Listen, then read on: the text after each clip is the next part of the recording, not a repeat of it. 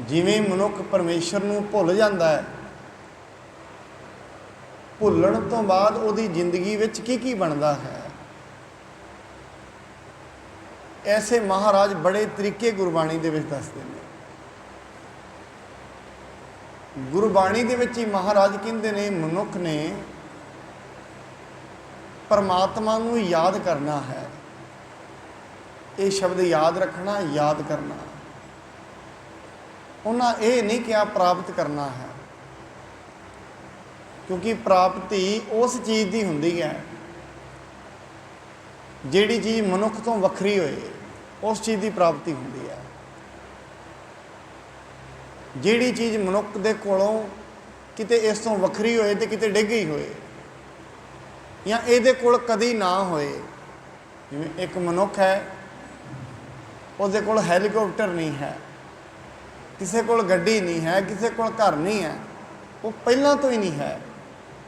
ਕਹਿੰਦੇ ਮੈਂ ਘਰ ਦੀ ਪ੍ਰਾਪਤੀ ਕਰਨੀ ਹੈ, ਕੋਈ ਆਂਦਾ ਵੱਡੀ ਮੋਟਰ ਦੀ ਪ੍ਰਾਪਤੀ ਕਰਨੀ ਹੈ। ਪਰ ਪਰਮਾਤਮਾ ਦੀ ਕਦੇ ਵੀ ਪ੍ਰਾਪਤੀ ਨਹੀਂ ਹੁੰਦੀ, ਕਿਉਂਕਿ ਪਰਮਾਤਮਾ ਕਦੇ ਮਨੁੱਖ ਤੋਂ ਵੱਖਰਾ ਨਹੀਂ ਹੈ, ਇਹਦੇ ਨਾਲ ਹੀ ਹੈ। ਇਹ ਬਾਣੀ ਕਹਿੰਦੀ ਹੈ। ਸਤਿਗੁਰੂ ਮਹਾਰਾਜ ਜੀ ਨੇ ਪਹਿਲਾਂ ਨਾ ਇਸ ਗੁਰੂ ਤੇਗ ਬਹਾਦਰ ਮਹਾਰਾਜ ਜੀ ਨੇ ਆਪਣੇ ਇਸ ਸ਼ਲੋਕ ਦੇ ਵਿੱਚ ਪਹਿਲਾਂ ਤੇ ਇਹ ਦੱਸਿਆ ਪਰਮਾਤਮਾ ਦੇ ਗੁਣ ਕੀ ਨੇ। ਪਹਿਲਾਂ ਤੇ ਉਹਨਾਂ ਨੇ ਕਿਹਾ ਪਤਿਤ ਉਦਾਹਰਣ, ਜਿਹੜੇ ਬੜੇ ਪਾਪੀ ਹੋਣ, ਜਿਨ੍ਹਾਂ ਮਨੁੱਖਾਂ ਦੇ ਅੰਦਰ ਅੰਤਸ਼ਕਰਨ ਬੜਾ ਮੈਲਾ ਹੋਏ, ਔਰ ਇਹ ਤਕਰੀਬਨ ਹਰੇਕ ਦਾ ਹੀ ਹੁੰਦਾ ਹੈ, ਤਾਂ ਹੀ ਜਨਮ ਮਿਲਦਾ ਹੈ ਮਨੁੱਖ। ਜਿਸ ਦਾ ਅੰਤਸ਼ਕਰਨ ਮੈਲਾ ਹੋਏ, ਪਰਮਾਤਮਾ ਉਸ ਨੂੰ ਵੀ ਸੁਧਾਰ ਦਿੰਦਾ ਹੈ ਜੇ ਉਹਦੇ ਅੱਗੇ ਬੇਨਤੀ ਕਰੇ। ਪਰ ਮਹਾਰਾਜ ਬਾਣੀ ਵਿੱਚ ਇਹ ਵੀ ਕਹਿੰਦੇ ਨੇ ਪਰਮਾਤਮਾ ਕਿੱਡਾ ਦਿਆਲੂ ਤੇ ਕਿੰਨਾ ਭੋਲਾ ਹੈ। ਜੇ ਪਰਮਾਤਮਾ ਨੂੰ ਕਿਸੇ ਨੇ ਕਦੇ ਵੀ ਯਾਦ ਨਹੀਂ ਨਾ ਕੀਤਾ, 20 ਸਾਲ 30 ਸਾਲ 40 ਸਾਲ ਵੀ ਯਾਦ ਨਹੀਂ ਕੀਤਾ, ਕਦੇ ਵੀ ਯਾਦ ਨਹੀਂ ਕੀਤਾ, ਕਦੇ ਉਹਦਾ ਕੋਈ ਸ਼ਬਦ ਨਹੀਂ ਪੜ੍ਹਿਆ, ਕਦੇ ਕੋਈ ਉਹਨੂੰ ਆਵਾਜ਼ ਨਹੀਂ ਲਗਾਈ, ਕਦੇ ਵੀ ਨਹੀਂ ਲਗਾਈ। ਪਰ ਜੇ ਕਿਤੇ ਮੁਸ਼ਕਿਲ ਦੇ ਵੇਲੇ ਵੀ ਉਹਨੂੰ ਆਵਾਜ਼ ਲਗਾ ਲਏ ਨਾ, ਫਿਰ ਵੀ 7 ਦਿਨ ਖਲੋ ਜਾਂਦਾ, ਫਿਰ ਵੀ। ਐਸਾ ਹੈ ਪਰਮਾਤਮਾ। ਕਿਉਂਕਿ ਪਰਮਾਤਮਾ ਮਨੁੱਖਾਂ ਵਰਗਾ ਨਹੀਂ ਹੈ। ਜਿਵੇਂ ਕਿ ਕੋਈ ਰਿਸ਼ਤੇਦਾਰ ਹੋਏ ਨਜ਼ਦੀਕੀ ਤੇ 10 ਸਾਲ ਫੋਨ ਹੀ ਨਾ ਕਰੇ, ਤੇ ਕਦੇ ਮੁਸ਼ਕਿਲ ਵੇਲੇ ਮਦਦ ਮੰਗਣ ਆ ਜਾਏ ਨਾ, ਮਨੁੱਖ ਉਹਨੂੰ ਕਹੇਗਾ ਤੂੰ ਹੁਣ ਆ ਗਿਆ, ਤੈਨੂੰ ਮਦਦ ਯਾਦ ਆ ਗਈ, 10 ਸਾਲ ਤੇ ਕਦੇ ਫੋਨ ਨਹੀਂ ਕੀਤਾ, ਉਲਾਮੇ ਮਾਰੇਗਾ ਉਹਨੂੰ, ਉਲਾਣੇ। ਪਰ ਪਰਮਾਤਮਾ ਕਦੀ ਉਲਾਣੇ ਨਹੀਂ ਮਾਰਦਾ, ਤਾਂ ਹੀ ਉਹ ਪਰਮਾਤਮਾ ਹੈ, ਤਾਂ ਹੀ ਉਹ ਰੱਬ ਹੈ। ਜੇ ਕਿਤੇ ਮਨੁੱਖਾਂ ਜਿਵੇਂ ਉਲਾਣੇ ਮਾਰਦਾ ਹੁੰਦਾ ਨਾ ਚੀਜ਼ਾਂ ਦੇ ਕੇ, ਫਿਰ ਉਹ ਪਰਮਾਤਮਾ ਨਹੀਂ ਸੀ ਹੋਣਾ। ਸਤਿਗੁਰੂ ਜੀ ਕਹਿੰਦੇ ਉਹ ਪਤਿਤ ਉਦਾਹਰਣ ਹੈ। ਪਤਿਤ ਉਦਾਹਰਣ, ਭੈ ਹਰਨ, ਡਰਾਂ ਨੂੰ ਦੂਰ ਕਰਨ ਵਾਲਾ ਹੈ। ਹਰ ਅਨਾਥ ਕੇ ਨਾਥ। ਹਰ ਦਾ ਮਤਲਬ ਹੈ ਜਿਹੜਾ ਹਰੇਕ ਸਮੇਂ ਹੀ ਹੈ। ਹਰ ਦਾ ਮਤਲਬ ਜੋ ਸਦਾ ਹੀ ਹਰਿਆ ਹੈ। ਹਰ ਦਾ ਮਤਲਬ ਜੋ ਹਮੇਸ਼ਾ ਹੀ ਹੈ। ਹਰ ਦਾ ਮਤਲਬ ਜੋ ਦੁੱਖ ਹਰ ਲੈਂਦਾ ਹੈ। ਹਰ ਦਾ ਮਤਲਬ ਜੋ ਵਿਪਤਾ ਹਰ ਦਿੰਦਾ ਹੈ, ਉਹਨੂੰ ਹਰ ਕਹਿੰਦੇ ਨੇ। ਸਤਿਗੁਰੂ ਜੀ ਕਹਿੰਦੇ ਨੇ ਹਰ ਅਨਾਥ ਕੇ ਨਾਥ, ਜਿਸ ਦਾ ਕੋਈ ਵੀ ਸਹਾਰਾ ਨਹੀਂ, ਉਹਦਾ ਫਿਰ ਪਰਮਾਤਮਾ ਸਹਾਰਾ। ਉਹਨੂੰ ਅਨਾਥ ਕਹਿੰਦੇ ਨੇ, ਜਿਹਦਾ ਕੋਈ ਸਹਾਰਾ ਨਹੀਂ। ਸ਼ਬਦ ਆਪਾਂ ਆਮ ਕਰਕੇ ਜਿਹਦੇ ਮਾਂ-ਬਾਪ ਨਾ ਹੋਣ, ਉਹਨੂੰ ਕਹਿੰਦੇ ਨੇ ਅਨਾਥ। ਪਰ ਜਿਹਨੇ ਦੁਨੀਆ 'ਤੇ ਆਪਣਾ ਸਹਾਰਾ ਪਰਮਾਤਮਾ ਨੂੰ ਛੱਡ ਕੇ ਕਿਸੇ ਨੂੰ ਨਹੀਂ ਮੰਨਿਆ, ਪਰਮਾਤਮਾ ਉਹਦਾ ਸਹਾਰਾ ਬਣਦਾ। ਫਿਰ ਮਹਾਰਾਜ ਕਹਿੰਦੇ ਐਸਾ ਪਰਮਾਤਮਾ ਹੈ ਕਿੱਥੇ ਹੈ, ਇਹ ਵੀ ਤਾਂ ਪਤਾ ਲੱਗੇ ਨਾ।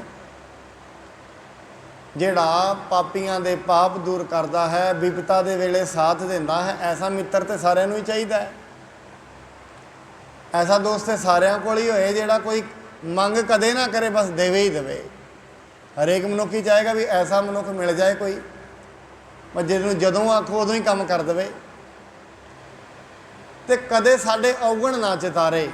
ਉਹਨੂੰ ਯਾਦ ਕਰਨ 'ਚ ਦੇਰੀ ਹੋ ਜਾਏ ਤਾਂ ਵੀ ਨਾ ਐਵੇਂ ਕਹੇ ਵੀ ਕੋਈ ਗੱਲ ਨਹੀਂ, ਬੱਚਾ ਸਮਝੇ ਸਾਨੂੰ। ਐਸਾ ਨਹੀਂ ਹੈ ਪਰਮਾਤਮਾ, ਕੋਈ ਪਰਮਾਤਮਾ ਦਾ ਰੂਪ ਕੋਈ ਐਸਾ ਨਹੀਂ ਹੈ ਵੀ ਉਹਨੂੰ ਯਾਦ ਨਹੀਂ ਕੀਤਾ, ਦੇਰੀ ਹੋ ਗਈ, ਉਹ ਨਾਰਾਜ਼ ਹੋ ਜਾਏਗਾ। ਇੰਨੀ ਛੇਤੀ ਨਹੀਂ ਉਹ ਨਾਰਾਜ਼ ਹੁੰਦਾ।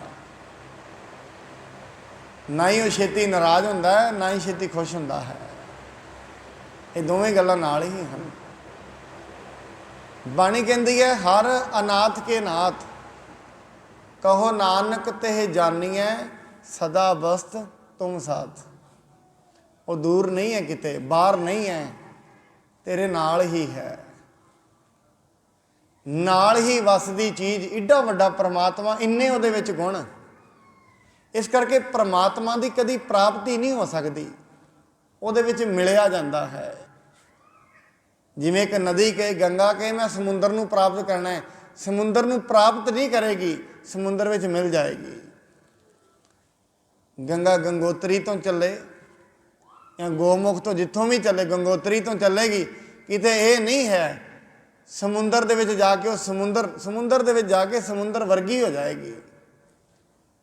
ਇਸ ਕਰਕੇ ਬਾਣੀ ਕਹਿੰਦੀ ਹੈ, ਜਿਨ੍ਹਾਂ ਨੂੰ ਰੱਬ ਦਾ ਨਾਮ ਨਹੀਂ ਵਿਸਰਦਾ ਉਹ ਕੈਸੇ ਹੁੰਦੇ ਨੇ?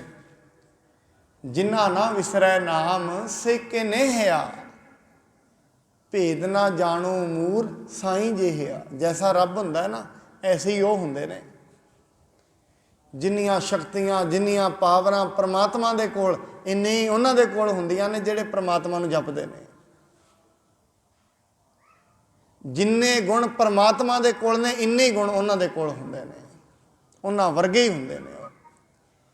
ਇਸ ਕਰਕੇ ਜੋ ਪਰਮਾਤਮਾ ਹੈ ਉਸ ਦੀ ਪ੍ਰਾਪਤੀ ਨਹੀਂ, ਉਹਦੇ ਵਿੱਚ ਮਿਲਿਆ ਜਾਣਾ ਹੈ, ਉਹਨੂੰ ਯਾਦ ਕੀਤਾ ਜਾਣਾ ਹੈ।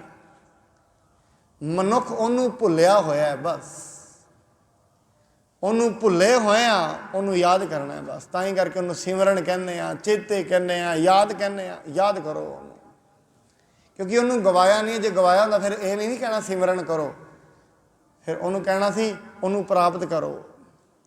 ਕਿਤੇ ਵੀ ਚਲੇ ਜਾਓ ਕੀ ਗੱਲ ਕਹਿਣੀ, ਸਿਮਰਨ ਕਰੋ। ਸਿਮਰਨ ਦਾ ਮਤਲਬ ਯਾਦ ਕਰੋ, ਕਿਉਂਕਿ ਭੁੱਲੇ ਆ। ਇਸ ਕਰਕੇ ਮਹਾਰਾਜ ਕਹਿੰਦੇ ਨੇ ਭੁੱਲੇ ਹਾਂ, ਹੈ ਸਾਰਿਆਂ ਵਿੱਚ ਹੀ ਹੈ। ਜਿਵੇਂ ਲੱਕੜ ਬਲਦੀ ਹੋਏ ਨਾ, ਅੱਗ ਬਲਦੀ ਹੋਏ, ਲੱਕੜ ਬਲਦੀ ਦੇ ਵਿੱਚ ਸਾਨੂੰ ਵਿਖ ਜਾਂਦੀ ਇਹਦੇ ਵਿੱਚ ਅੱਗ ਹੈ, ਪਰ ਜਿਹੜੀ ਲੱਕੜ ਸੁੱਕੀ ਹੋਏ ਉਹਦੇ ਵਿੱਚ ਵੀ ਅੱਗ ਹੁੰਦੀ ਹੈ। ਬਲਦੀ 'ਚ ਵਿਖ ਜਾਂਦੀ ਹੈ, ਦੂਜੀ 'ਚ ਵੀ ਵਿਖਦੀ। ਇਹਦਾ ਮਤਲਬ ਇਹ ਹੈ, ਜਿਹੜੀ ਅੱਗ ਜਿਹੜੀ ਹੈ, ਜਿਹੜੀ ਸੁੱਕੀ ਹੋਈ ਅੱਗ ਹੈ, ਸੁੱਕੀ ਹੋਈ ਲੱਕੜ ਹੈ, ਉਹਦੇ ਵਿੱਚ ਵੀ ਅੱਗ ਹੈ। ਜਿੰਨੀ ਵੀ ਅਸੀਂ ਲੱਕੜ ਦੁਨੀਆ 'ਤੇ ਵੇਖ ਰਹੇ ਹਾਂ, ਹਰੇਕ ਲੱਕੜ ਦੇ ਵਿੱਚ ਹੀ ਅੱਗ ਹੈ, ਵਿਖਦੀ ਨਹੀਂ ਹੈ। ਪਰ ਜਿਵੇਂ ਸਤਿਗੁਰੂ ਗੁਰੂ ਨਾਨਕ ਸਾਹਿਬ ਜੀ ਮਹਾਰਾਜ ਜੀ ਨੂੰ ਇੱਕ ਫਕੀਰ ਨੇ ਸਵਾਲ ਪੁੱਛਿਆ ਸੀ, ਕਹਿੰਦੇ ਮਹਾਰਾਜ ਪਰਮਾਤਮਾ ਸਾਰੀ ਥਾਂ ਹੈ? ਸਤਿਗੁਰੂ ਜੀ ਕਹਿੰਦੇ ਸਾਰੀ ਥਾਂ ਹੈ। ਗੁਰੂ ਨਾਨਕ ਸਾਹਿਬ ਕਹਿਣ ਲੱਗੇ, ਕਹਿੰਦੇ ਫਿਰ ਸਾਰੀ ਥਾਂ ਵਿਖਦਾ ਕਿਉਂ ਨਹੀਂ ਹੈ? ਸਤਿਗੁਰੂ ਜੀ ਕਹਿੰਦੇ ਇਹ ਤਾਂ ਬੜਾ ਸਿੰਪਲ ਹੈ, ਦੱਸ ਦਿੰਦੇ ਹਾਂ ਤੈਨੂੰ ਵਿਖਦਾ ਕਿਉਂ ਨਹੀਂ ਹੋ। ਮਹਾਰਾਜ ਕਹਿੰਦੇ ਇਸ ਸਵਾਲ ਦਾ ਜਵਾਬ ਹੈ ਨਾ ਜਿਹੜਾ ਅਸੀਂ ਐਵੇਂ ਦੇਵਾਂਗੇ, ਪਹਿਲਾਂ ਤੂੰ ਦੁੱਧ ਲੈ ਕੇ ਆ ਇੱਕ ਕਟੋਰਾ। ਉਹ ਦੁੱਧ ਲੈ ਕੇ ਆ ਗਿਆ। ਸਤਿਗੁਰੂ ਜੀ ਮਹਾਰਾਜ ਉਹ ਦੁੱਧ ਨੂੰ ਵੇਖ ਕੇ ਕਹਿੰਦੇ ਨੇ, ਕਹਿੰਦੇ ਭਾਈ ਇਸ ਦੁੱਧ ਦੇ ਵਿੱਚ ਮੱਖਣ ਹੈ? ਕਹਿੰਦੇ ਹੈ। ਇਸ ਦੁੱਧ ਦੇ ਵਿੱਚ ਪਨੀਰ ਹੈ? ਕਹਿੰਦੇ ਹੈ। ਇਸ ਦੁੱਧ ਦੇ ਵਿੱਚ ਦਹੀਂ ਹੈ? ਕਹਿੰਦੇ ਹੈ। ਵਿਖਦਾ ਤੇ ਨਹੀਂ ਹੈ। ਦੁੱਧ ਦੇ ਵਿੱਚ ਪਨੀਰ ਹੈ, ਦਹੀਂ ਹੈ, ਘਿਓ ਹੈ, ਵਿਖਦਾ ਨਹੀਂ। ਕਹਿੰਦੇ ਐਵੇਂ ਥੋੜ੍ਹੀ ਨਾ ਵਿਖੇਗਾ। ਪਹਿਲਾਂ ਦੁੱਧ ਨੂੰ ਗਰਮ ਕਰਨਾ ਪੈਂਦਾ ਹੈ, ਫਿਰ ਦੁੱਧ ਨੂੰ ਜਾਗ ਲਾਈ ਜਾਂਦੀ ਹੈ, ਫਿਰ ਦਹੀਂ ਬਣਦਾ ਹੈ, ਫਿਰ ਉਹ ਦਹੀਂ ਨੂੰ ਵੀ ਰਿੜਕਿਆ ਜਾਂਦਾ ਹੈ, ਫਿਰ ਮੱਖਣ ਬਣਦਾ ਹੈ, ਮੱਖਣ ਨੂੰ ਵੀ ਗਰਮ ਕੀਤਾ ਜਾਂਦਾ ਹੈ, ਫਿਰ ਘਿਓ ਬਣਦਾ ਹੈ। ਮਾਰ ਕਹਿੰਦੇ ਹੈ ਤੇ ਦੁੱਧ ਦੇ ਵਿੱਚ ਨਾ? ਕਹਿੰਦੇ ਹੈ। ਕਹਿੰਦੇ ਫਿਰ ਇਸ ਕਰਕੇ ਐਵੇਂ ਪਰਮਾਤਮਾ ਸਾਰਿਆਂ ਦੇ ਅੰਦਰ ਹੈ, ਫਿਰ ਵੇਖਦਾ ਕਿਵੇਂ? ਕਿਵੇਂ ਜਿਵੇਂ ਦੁੱਧ ਨੂੰ ਗਰਮ ਕੀਤਾ ਨਾ, ਮਨੁੱਖ ਨੂੰ ਭਗਤੀ ਦੀ ਭੱਠੀ 'ਤੇ ਜਲਣਾ ਪੈਂਦਾ ਹੈ, ਬੰਦਗੀ ਕਰਨੀ ਪੈਂਦੀ ਹੈ ਸਾਰਿਆਂ 'ਚ। ਇਹ ਵਿਖ ਜਾਏਗਾ। ਵੇਖਣ ਦੀ ਚਾਹਤ ਹੋਣੀ ਚਾਹੀਦੀ ਹੈ, ਉਹ ਤੇ ਨਾਲ ਹੀ ਹੈ। ਬਾਣੀ ਇਹ ਕਹਿੰਦੀ ਹੈ ਸਭ ਤੋਂ ਨੇੜੇ ਜੇ ਦੁਨੀਆ ਦੇ ਵਿੱਚ ਕੁਝ ਹੈ ਨਾ ਮਨੁੱਖ ਦੇ, ਉਹ ਪਰਮਾਤਮਾ ਹੈ। ਬਾਕੀ ਸਾਰੀਆਂ ਚੀਜ਼ਾਂ ਦੂਰ ਨੇ, ਘਰ ਦੇ ਵੀ ਦੂਰ ਨੇ, ਪਰਿਵਾਰ ਵੀ ਦੂਰ ਹੈ, ਸਭ ਤੋਂ ਨੇੜੇ ਪਰਮਾਤਮਾ ਹੈ। ਕਹੋ ਰਵਿਦਾਸ ਹਾਥ ਪੈ ਨੇੜੇ, ਹੱਥ ਤੋਂ ਵੀ ਨੇੜੇ। ਹੁਣ ਹੱਥ ਤੋਂ ਨੇੜੇ ਬੱਚੇ ਨਹੀਂ ਹੈਗੇ, ਹੱਥ ਤੋਂ ਵੀ ਨੇੜੇ ਜੇ ਕੋਈ ਹੈ ਤੇ ਉਹ ਪ੍ਰਮਾਤਮਾ ਹੈ। ਪਰ ਉਸ ਨੂੰ ਪ੍ਰਾਪਤੀ ਦੇ ਲਈ ਮਹਾਰਾਜ ਬਾਣੀ ਦੇ ਵਿੱਚ ਕਹਿੰਦੇ ਨੇ, ਜਿਵੇਂ ਦੁਨੀਆ ਦੇ ਵਿੱਚ ਹਰੇਕ ਦੁੱਧ ਦੇ ਵਿੱਚ ਘਿਓ ਹੈ, ਜਿਵੇਂ ਸਗਲ ਬਸੰਤਰ ਦੇ ਵਿੱਚ ਜਿੰਨੀ ਵੀ ਲੱਕੜ ਹੈ, ਸਾਰੀ ਲੱਕੜ ਦੇ ਵਿੱਚ ਅੱਗ ਹੈ ਪਰ ਵਿਖਦੀ ਨਹੀਂ ਹੈ। ਅੱਗ ਲੱਕੜ ਸੁੱਕਦੀ ਹੈ, ਅੱਗ ਲਾਈ ਜਾਂਦੀ, ਅੱਗ ਵਿਖ ਪੈਂਦੀ ਹੈ। ਇਵੇਂ ਸਾਰਿਆਂ 'ਚ ਪ੍ਰਮਾਤਮਾ ਹੈ। ਉਹ ਸ਼ਰਾਬੀ ਵਿੱਚ ਵੀ ਹੈ, ਉਹ ਵਿਕਾਰੀ ਵਿੱਚ ਵੀ ਹੈ, ਉਹ ਸਾਧੂ ਵਿੱਚ ਵੀ ਹੈ, ਉਹ ਚੋਰ ਵਿੱਚ ਵੀ ਹੈ, ਸਾਰਿਆਂ ਵਿੱਚ ਹੀ ਹੈ। ਪਰ ਕਿਸੇ ਨੇ ਉਪਰਾਲਾ ਕੀਤਾ ਹੈ, ਕਿਸੇ ਨੇ ਨਹੀਂ ਕੀਤਾ। ਕਿਸੇ ਦੇ ਉਹ ਤਰਸ ਕਰਦਾ ਹੈ ਤੇ ਉਹਨੂੰ ਵਿਖਾ ਦਿੰਦਾ ਹੈ, ਕਿਸੇ ਦੇ ਨਹੀਂ ਤਰਸ ਹੋਇਆ। ਇਸ ਕਰਕੇ ਸਤਿਗੁਰੂ ਜੀ ਕਹਿੰਦੇ ਪ੍ਰਮਾਤਮਾ ਹਰ ਥਾਂ ਤੇ ਹੈ।